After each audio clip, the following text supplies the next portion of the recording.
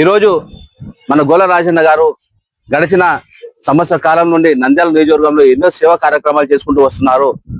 ఒక పక్క రైతులాగా అయితే ఏమి, మరో పక్క ₹1 అతి తక్కువ ధరకే ఎవరు కూడా ఆకలితో ఉండకూడదని, పస్తులు ఉండకూడదని కేవలం ₹1కే 2 పుల్కాలు కర్రీ పప్పు అందిస్తున్నారు.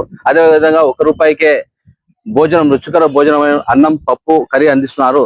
సో అదే విధంగా చూసుకున్నట్లయితే విలేకరులు కావచ్చు, నిరుద్యోగులు కావచ్చు, ఈ విధంగా చూసుకుంటే దీర్ఘకాలిక వ్యాధిగ్రస్తులు కావచ్చు, ప్రతి నెల ₹2000 ఇస్తూ లక్షలాది రూపాయలు ఇప్పటికీ నంద్యాల నియోజకవర్గ ప్రజలందరికీ కూడా సహకారం అందిస్తున్నారు.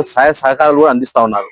ఈ రోజు వినూత్నంగా మరో అడుగు ముందుకేసి ₹1కే 2 పుల్కాలు కర్రీ పప్పు ప్రస్తుతం అయితే ఒక కౌంటర్ ఇక్కడ ప్రారంభించారు. అది నడుస్తా ఉంది నిరంతరాయంగా.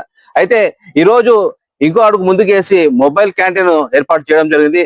అంటే మొబైల్ క్యాంటీన్ అంటే ఇక్కడ కౌంటర్ లో ఏ విధంగా అయితే ₹1కి 2 పుల్కాలు కర్రీ పప్పు అందిస్తామో అదే విధంగా ఈ మొబైల్ క్యాంటీన్, ఈ వాహనం ద్వారా ప్రతి ఒక్కరికి, అంటే మెయిన్ ప్రధాన కూడలు ఏవైతే ఉన్నాయో నంద్యాల నియోజకవర్గంలో ప్రధాన సెంటర్లలో అక్కడ ఈ వాహనం ఉంటుంది. ఎవరైతే ఆకలితో ఉంటారో వాళ్ళకి కేవలం ₹1కే 2 పుల్కాలు కర్రీ పప్పు, అదేవిధంగా ₹1కే రుచికరమైన భోజనం పప్పు కర్రీ అందిస్తా ఉండబోతున్నాము. అయితే అదే విధంగా రానున్న కాలంలో గోల రాజన్న గారి ఆధ్వర్యంలో ఇంకా మెరుగైన సహాయ సహకారాలు, ఇంకా మెరుగైన సంక్షేమ పథకాలు కూడా రాబోతున్నాయి.